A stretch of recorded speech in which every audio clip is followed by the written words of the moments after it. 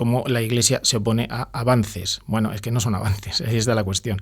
La Iglesia no se ha puesto nunca a ningún avance. Luz del Mundo, el podcast de la ACDP y el Instituto CEU de Humanidades Ángel Ayala sobre doctrina social de la Iglesia, dirigido por Ana Campos.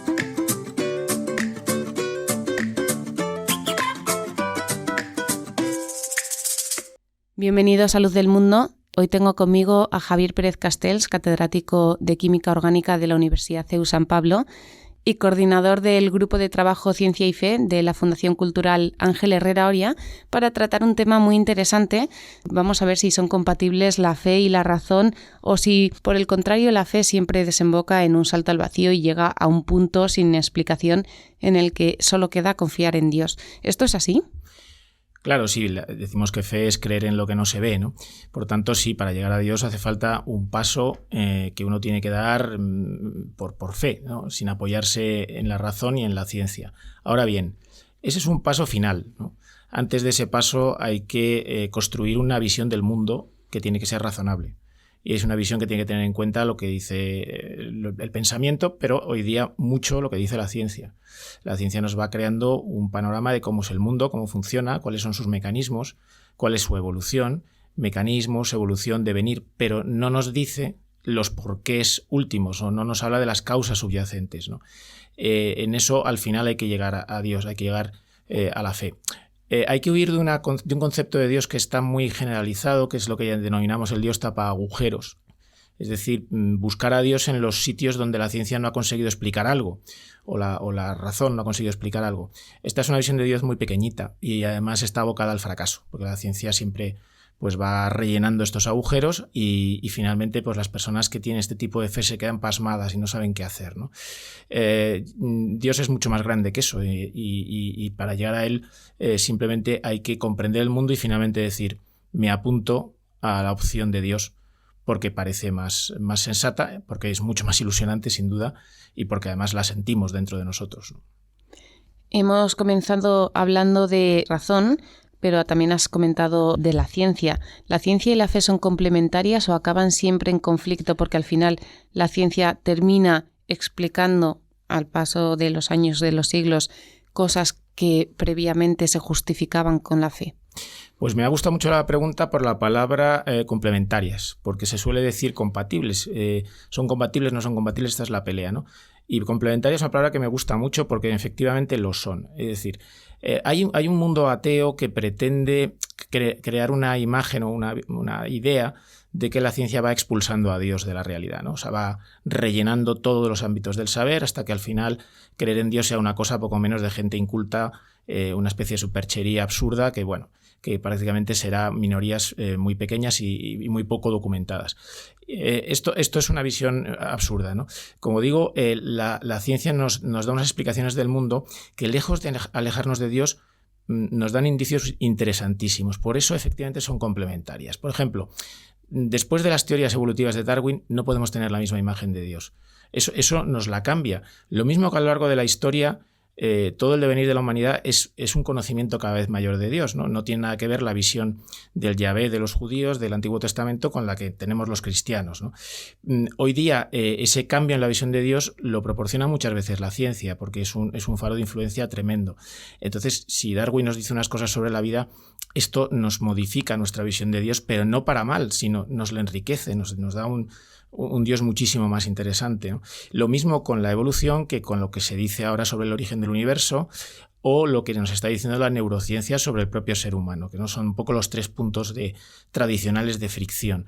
Pero no es fricción, es, como digo, complementariedad. Siempre hay que recordar esa frase que fue de Pasteur, pero que reformuló mucho más bonita Heisenberg, cuando dijo que el primer sorbo del vaso de la ciencia te aleja de Dios, pero si te bebes el vaso entero, lo que te encuentras al fondo es su rostro. Efectivamente, nos complementa, ¿no? La ciencia y la fe son compatibles, aunque a nosotros nos gusta decir más que compatibles, porque los indicios que nos da la ciencia pues ayudan en nuestra fe. Gente como yo, con los compañeros míos del grupo Ciencia y Fe, pues cuando hemos aprendido de cosas científicas, aprendemos unos de otros, pues lo que ocurre es que nuestra fe se refuerza, ¿no? Se hace mucho más interesante y mucho más rica, en contra de lo que se está queriendo decir. Efectivamente, en el grupo de Ciencia y Fe tenéis unas conferencias interesantísimas todos los años, enhorabuena. Es un gran trabajo, muy interesante además. Y en alguno de ellos habéis tratado también la manipulación genética. ¿Qué es esto? Sí, evidentemente es un tema del que se habla mucho actualmente porque está muy desarrollada. Bueno, manipular genes es cambiar la naturaleza de las especies vivas y crear especies que o bien son mezclas unas de otras o están modificadas de forma sintética, lo que llamamos transgénicos, ¿no? Es una tecnología que empezó hace mucho tiempo, en los años 70, con la ingeniería genética, que ha dado soluciones importantes para muchos problemas de la humanidad. Después hicieron algunas cosas en el ámbito de la salud humana, pero era muy costoso y lleno de errores. Por ejemplo, se curaron algunos niños burbuja con edición génica de la antigua.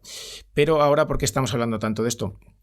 Porque se han puesto en marcha unas nuevas metodologías de edición basadas sobre todo en esto que se llama los complejos CRISPR-Cas, que son como tijeras moleculares muy precisas que permiten cortar genes, sustituirlos por genes corregidos o hay quien especula por genes mejorados, en el sentido que hagan funciones que no hace la naturaleza normalmente, ¿no? Y esto ha dado lugar a todo un montón de especulaciones. Hay que decir, lo primero de todo, es que la mayoría de las aplicaciones de la edición génica son positivas, son indudablemente beneficiosas para la humanidad, porque, por ejemplo, se puede llegar a curar personas adultas, etcétera, ¿no? Pero, ¿por qué estamos hablando en el mundo bioético sobre esto tanto, ¿no? Porque hay una posibilidad que se ha abierto, que es la posibilidad de editar embriones humanos. Esto significa que cambiaríamos la genética de un ser humano, de un niño o niña que va a nacer con genes que nosotros hemos cambiado, ¿no? Aunque esto se reviste de una cuestión terapéutica para corregir genes que están dañados, que dan lugar a enfermedades genéticas, la realidad es que detrás de eso también hay un cierto interés comercial. Se habla de diseño de niños, se habla de introducir propiedades mejoradas del ser humano, pues niños más inteligentes, niños más altos, niños lo que sea. Y todo esto, claro, ha desatado una preocupación muy, muy importante, ¿no? ¿Se puede, por lo tanto, hacer un niño a medida? Yo quiero un niño rubio, con ojos azules, que sea niño, que mida X.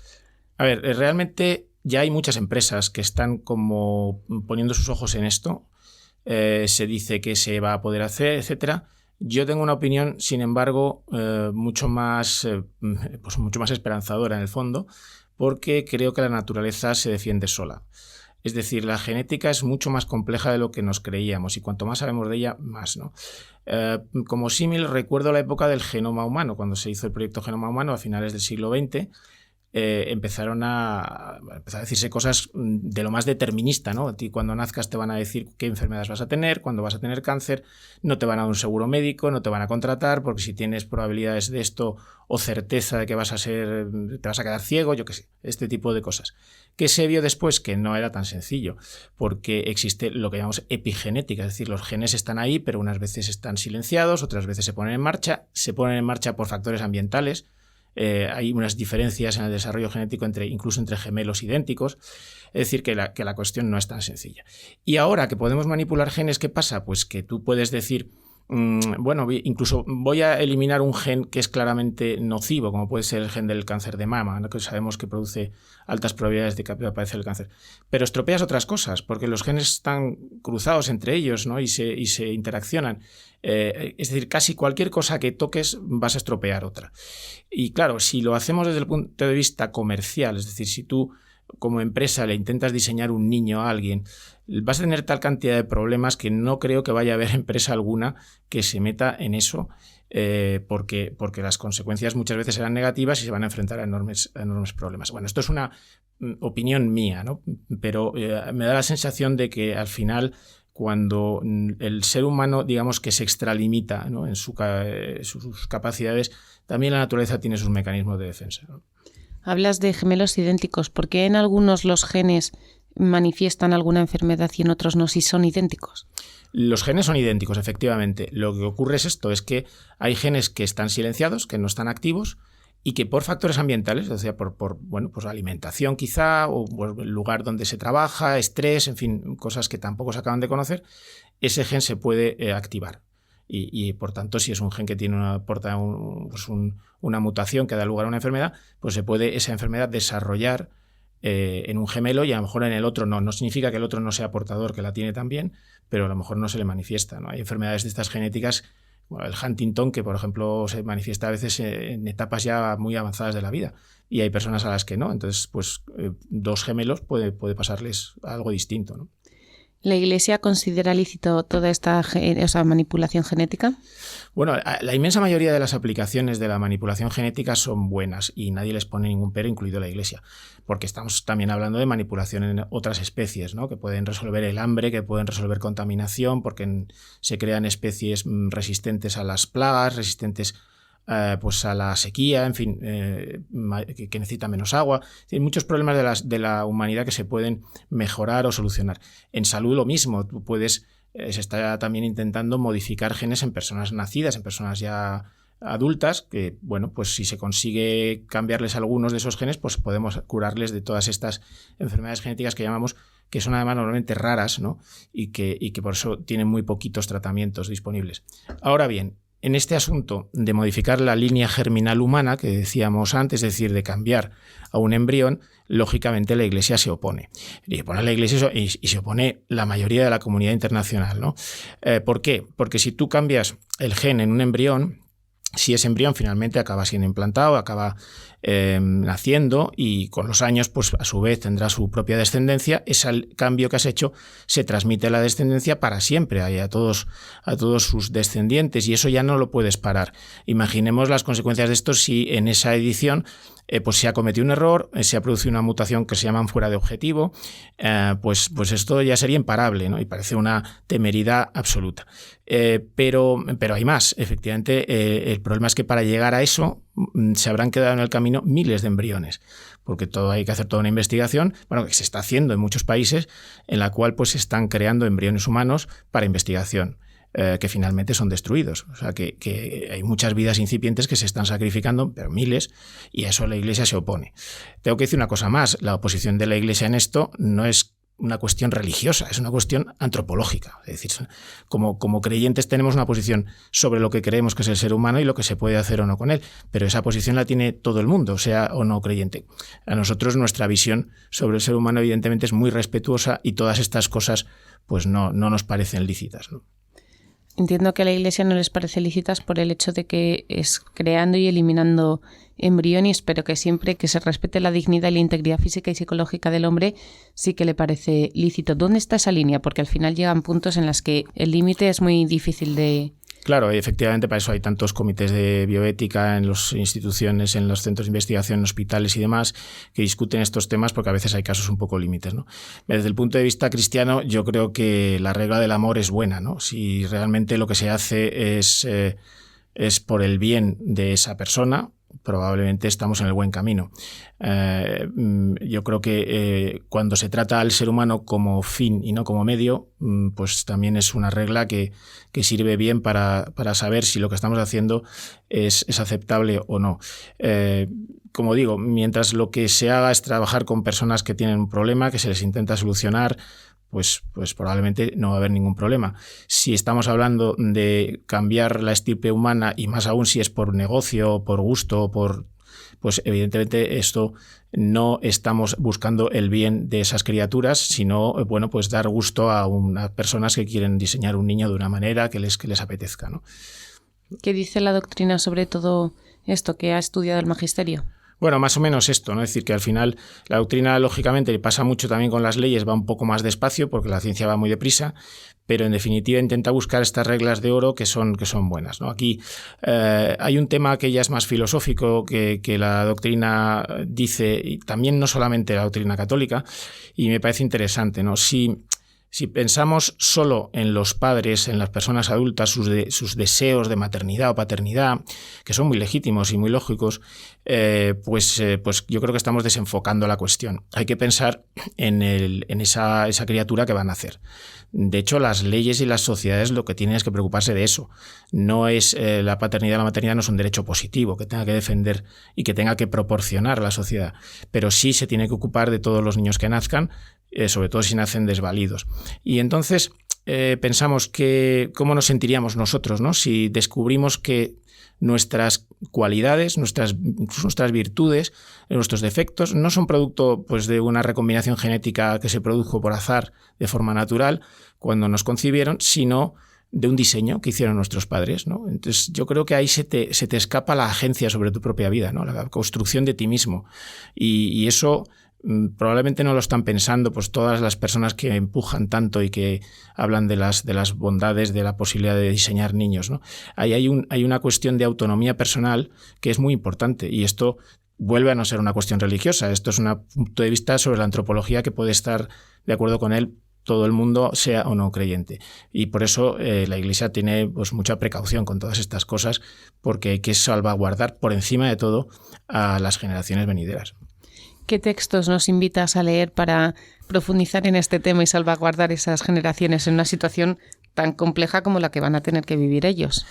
Bueno, en esto último que he dicho, yo recomendaría algún libro de Habermas, que es un filósofo sobre la vida interesante, y el libro que publicó en 2001, que es increíble que sea todavía vigente, pero lo es, se llama, no voy a acordarme ahora del nombre, el nombre lleva la palabra vida en él, ¿no? Hombre, puedo hacer una como si fuera Paco Umbral, ¿no? Puedo hablar de mi libro. En el Grupo Ciencia y Fe hemos publicado un libro que se llama La ciencia contra Dios. Es un libro colectivo que hemos escrito entre varios y trata un poco de todos estos temas en los que la ciencia dialoga, para algunos entra en conflicto, con la fe, ¿no? Y con la fe cristiana. Entonces, pues lógicamente lo voy a recomendar. Está publicado en Digital Reasons. Javier, siempre en este podcast nos gusta que los oyentes nos manden sus dudas a comunicación@acdp.es, y así lo ha hecho tu tocayo Javier, que nos pregunta que si en realidad los avances médicos y científicos han supuesto un gran avance para la humanidad, ¿por qué en algunos casos la Iglesia los acepta y en otros no? Bueno, la pregunta es terrible en sí misma, ¿no? Y nos demuestra cómo está este asunto de manipulado, iba a decir, ¿no? Y hay gente a lo mejor que sin darse cuenta pues hace una pregunta que cómo la Iglesia se opone a avances. Bueno, es que no son avances, ahí está la cuestión. La Iglesia no se ha puesto nunca a ningún avance. No podemos aceptar esta idea que se intenta transmitir de que la Iglesia es un freno al progreso, es un freno a los avances de la ciencia, que la ciencia se ha desarrollado a pesar de la Iglesia. Bueno, podríamos estar hablando horas aquí desde el punto de vista histórico de esto, porque es evidentemente no cierto, ¿no? La ciencia surge en la cristiandad, surge entre católicos, no es casualidad, y así está prácticamente en un estado la palabra. Es decir, todos los científicos eran católicos hasta finales del siglo XVIII, ¿no? Después surge el fenómeno del ateísmo, etc. Bueno, no vamos a extendernos en esto, pero lo que es cierto es que la Iglesia jamás se ha puesto un avance. Lo que pasa es que diseñar niños no es un avance. Destruir embriones para investigación no es un avance. Como no es un avance, pues hacer pruebas ilícitas con seres humanos adultos, ¿no? Es decir, no quiero ser tremendista, pero es que a veces nos acordamos de los campos de concentración nazis, ¿no? Pues hubo mucho avance científico y se entendieron muchas cosas a partir de lo que hicieron los nazis en los campos de concentración, pero eso no es lícito, por mucho que aprendiéramos cosas, ¿no? Entonces, el problema es la definición de palabra avance, ¿no? A mí y para mucha gente no es ningún avance editar la línea germinal humana. Es un riesgo sin demasiados beneficios y es inaceptable. Por tanto, yo creo que ahí niego un poco la mayor a esta pregunta, ¿no? No es nada que se pueda considerar avance a lo que la ciencia, a lo que la Iglesia se pueda oponer, ¿no? ¿Qué le dirías a alguien que sí que considera eso avances y que te lo compara con una transfusión de sangre, por ejemplo? Bueno, efectivamente, es que los problemas no se pueden evaluar con un tuit de 140 caracteres, y menos estos. Estos son muy complejos. Una transfusión de sangre, evidentemente, es algo que por muchas vueltas que le demos no se le ve nada negativo. Es verdad que hay algunos colectivos religiosos que se ponen a ella. Pero en el caso de tocar los genes, es que las implicaciones éticas y filosóficas son muy profundas, y entonces no vale con tener una discusión como si estuviéramos en un debate político, ahora que estamos en esto, ¿no? De tirarnos un poco a la cabeza lemas y etiquetas. Bueno, hay que entender un poco que si modificamos un embrión, pues esto es para siempre, y hay que estudiar bien detalladamente qué consecuencias puede tener. Consecuencias biológicas, consecuencias fisiológicas, de salud y sobre todo filosóficas, ¿no? Y como digo, a mí lo que más la regla que más me parece importante es poner el foco en lo que va a venir, no en las personas que están encargando ese niño o están haciendo esa manipulación, sino poner el foco en esos niños que van a nacer, que son de los que nos tenemos que preocupar como sociedad, ¿no? Y como sociedad, esos niños, ¿cómo crees que influirían en un futuro? Es decir, ahora todo el mundo se posiciona si le parece bien, si le parece mal, pero no son el resultado de esas técnicas todavía. Bueno, parece ser que hay 2 niñas editadas genéticamente en China, un caso que fue muy conocido en 2018, un científico chino que se llama He Yankui, manifestó en un congreso que había editado 2 embriones femeninos, que les había noqueado un gen que es necesario para que el virus del HIV entre en el organismo, y que bueno, pues las había implantado y habían nacido. Esto dijo. No se ha sabido mucho de estas niñas, bueno, lógicamente se las ha protegido. Él fue muy, muy criticado y denostado por casi toda, pero no toda, la comunidad científica, y fue incluso sometido a arresto domiciliario y expulsado de la Universidad de Shanghái, yo creo que era así, o de Hong Kong, perdón. Y ya ha salido de ese arresto y bueno, ha vuelto a hablar un poco y sigue en sus 13, etc. Claro, esas personas, bueno, pues no sé, es decir, esperemos que nunca lleguen a ser un colectivo importante, pues tendrán que saber lo que tienen sus genes de variación, tendrán que ser seguidas para ver si hay algo negativo en esa genética, porque podría llegar el caso de que tuviéramos que decirles no podéis procrear, no podéis tener hijos, porque no podemos, la humanidad no puede permitir que algo de lo que tenéis en vuestra genética se transmita, porque es claramente pernicioso.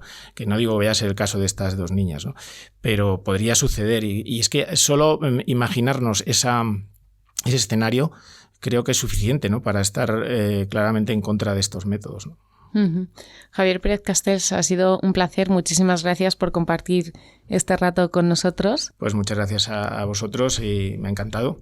Así que cuando queráis. Pues te volveremos a llamar porque la verdad es que es un tema que da para mucho y que además has abierto ahí muchas ventanas que sería interesante ir profundizando en cada una de ellas. Muchas gracias a todos los oyentes. Nos escuchamos en 2 semanas. Muchísimas gracias. Adiós. ¿Quieres recibir una formación sólida en doctrina social de la Iglesia? Si quieres profundizar en el conocimiento de los grandes temas que afectan a la vida, a la familia, la sociedad, la política y la economía desde las orientaciones de la Iglesia Católica, solicita información del título de Experto en Doctrina Social de la Iglesia en www.angelayala.cu.es.